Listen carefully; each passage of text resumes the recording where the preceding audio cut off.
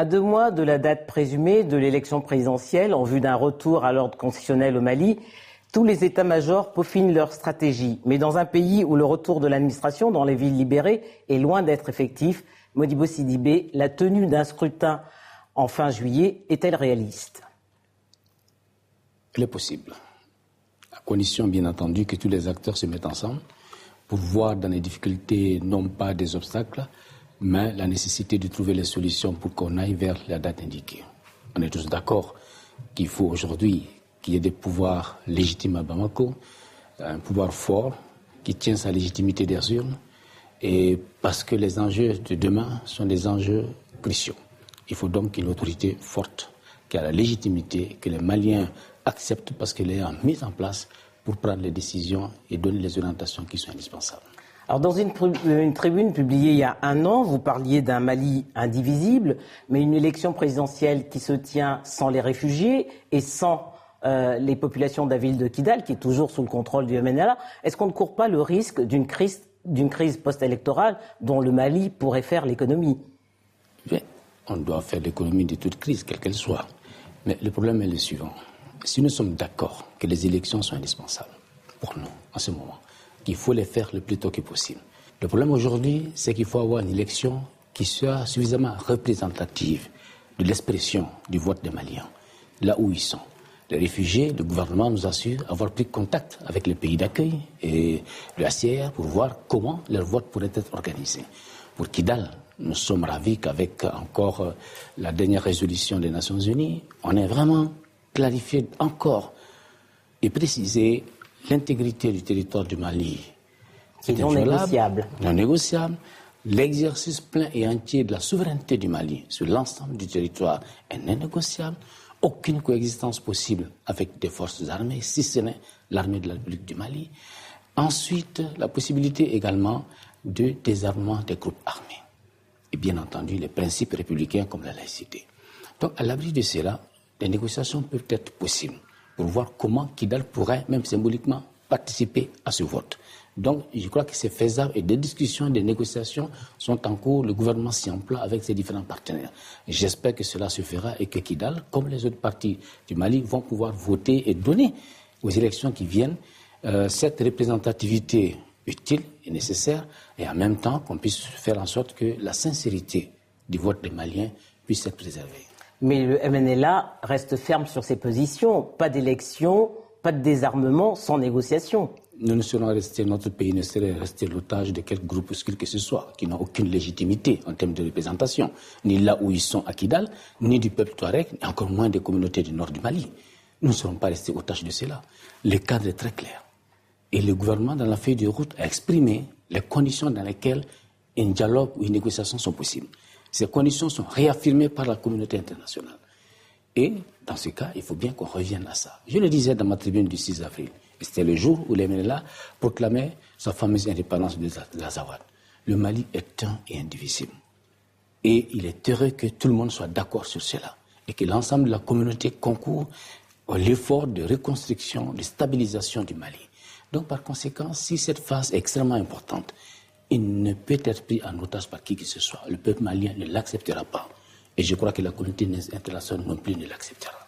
Alors, pour le scrutin qui devait se tenir en avril 2012, avant que n'intervienne le coup d'État du 22 avril, vous avez mis du temps à annoncer votre candidature. Aujourd'hui, dans un contexte politique beaucoup plus complexe, pourquoi, Modibo Sidibé, vous briguez la magistrature suprême ? Écoutez, madame, vous avez dit j'ai mis du temps à exprimer ma candidature, pour la simple raison que j'étais dans une mission que je voulais achever. Je l'ai achevée. Beaucoup de gens m'ont sollicité, des mouvements, des jeunes m'ont sollicité. J'ai dit, je ne peux pas répondre tant que je ne prends pas le pouls de notre population.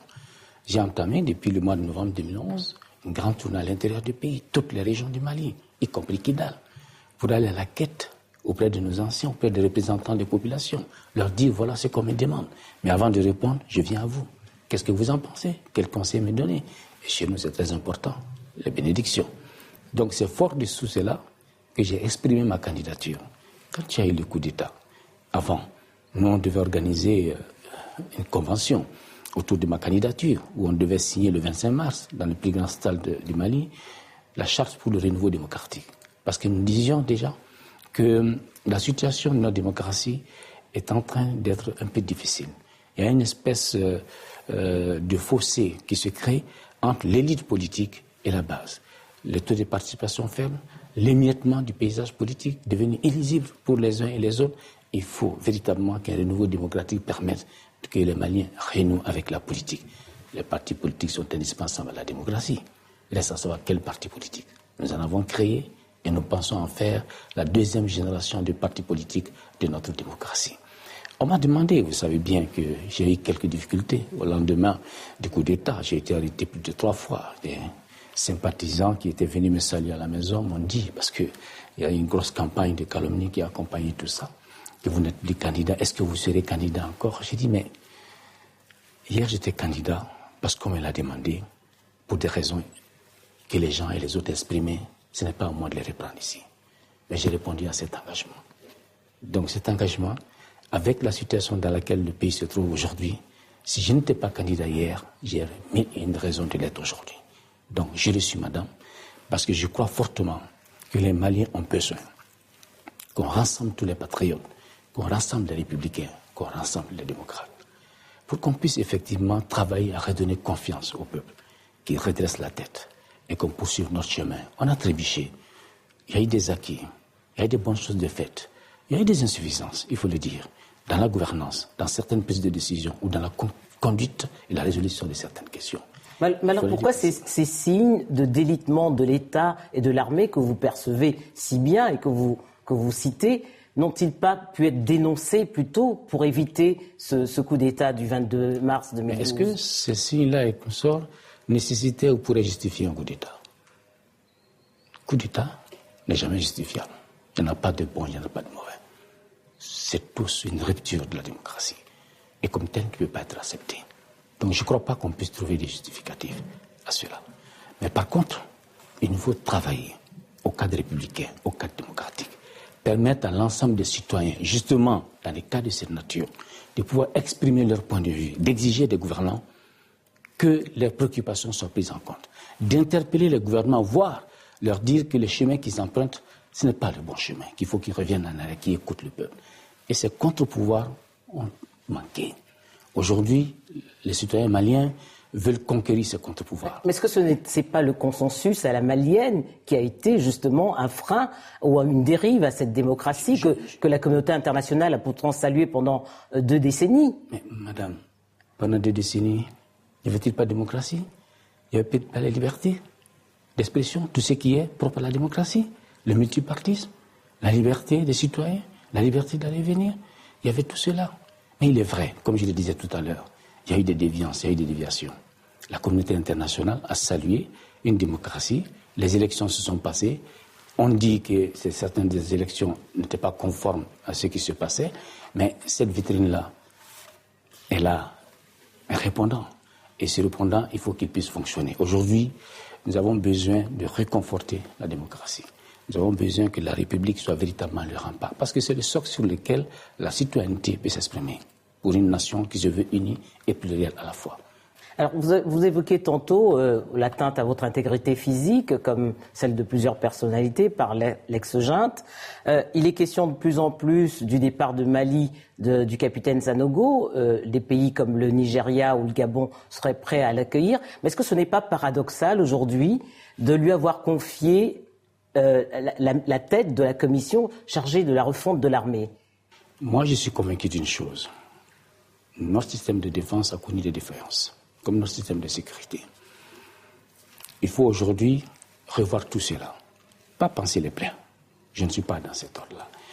Le programme de formation aujourd'hui, qui est avec l'Union européenne et les autres, pour constituer au moins 6 bataillons bien formés, bien équipés des forces armées du Mali, permettront aux armées du Mali, qui, malgré toutes les difficultés, ont eu à mener des combats, à Guelwok était un haut lieu du sacrifice des fils du Mali.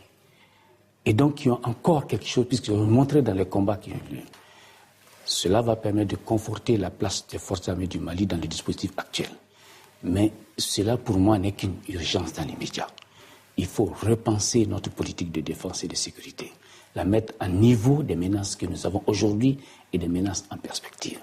rebâtir à partir de là notre armée suivant l'architecture la plus appropriée pour que la sécurité du Mali, la protection des personnes et des biens soient préservées et que le Mali soit en mesure d'assumer sa responsabilité en termes de sécurité vis-à-vis de la sous-région et vis-à-vis de la communauté internationale. Alors, à propos de défense, un travail à moyen terme et c'est possible. Alors, à propos de défense, le président Hollande a reçu un livre blanc de la défense dans lequel on lui recommande de maintenir les bases militaires en Afrique. Au Mali, dans les accords, dans les négociations qu'il y a eu entre la France et le Mali, plusieurs fois, il a été question d'une base à Tessalit. Est-ce qu'aujourd'hui, le contexte sécuritaire du Sahara ne milite pas en faveur d'une telle base ? Le plus important qu'il y ait une base ou pas, le premier problème, c'est la décision politique. Et on doit la saluer, du président Hollande, qui est une décision courageuse d'intervenir. Et je crois que personne ici est trompé. La légitimité de ça est très forte. Donc, ce qui est aujourd'hui en question, puisqu'on veut proroger avec le système des Nations Unies, l'aménagement, le dispositif en place pour continuer à stabiliser, à sécuriser, et que la France accepte d'avoir un dispositif qui lui permettrait d'intervenir à tout moment, et donc il faut travailler par objectif, qu'il soit installé à X endroit, à Y endroit. Est-ce qu'elle a la capacité d'intervenir lorsqu'une menace à la stabilité, à la sécurité se ferait, ou une menace de réinfestation des zones sécurisées? La France dit, je peux le faire, à lui de déterminer les conditions. Donc, je considère que aujourd'hui, le plus important, c'est qu'une autorité légitime soit en place et que la perspective de l'après-munissement, qui est projetée pour 1 an, soit préparée avec cette autorité légitime, de manière à ce que progressivement, on ait un dispositif de sécurité et de défense conforme au niveau national, capable d'avoir une coopération dans la sous-région où les forces d'intervention doivent être maintenant bien créées, renforcées, mutualiser les logistiques opérationnelles qu'il faut, parce qu'aucun de nos pays ne pourrait soutenir le coût, avoir l'appui des partenaires comme la France et construire un 3e étage, qui est le niveau de la coopération internationale, pour bien surveiller et avoir la technologie de surveillance et d'observation du Sahara, pour permettre en fait qu'on en fasse un sanctuaire. On peut y entrer et faire quelque chose, qu'on soit sûr à plus de 90% de ne pas en sortir. En dernière question, Modibo Sidibé, le Mali peut tanguer, mais le Mali ne coulera pas. Ces propos sont de vous. Quelles sont pour vous les 3 valeurs essentielles qui militent en faveur de la renaissance malienne? Ce que je vais dire aux Maliens, ils ont été frustrés. Les Maliens ont su dans 1001 conditions, circonstances, se montrer grands, se montrer solidaires, se montrer honnêtes, véridiques. C'est ça qui compte. Et c'est ça qui doit nous permettre de répondre demain. Vous avez là la réponse à la question que vous avez posée. Et moi, j'y crois fortement. Modibo Sidibé, je vous remercie. C'est moi.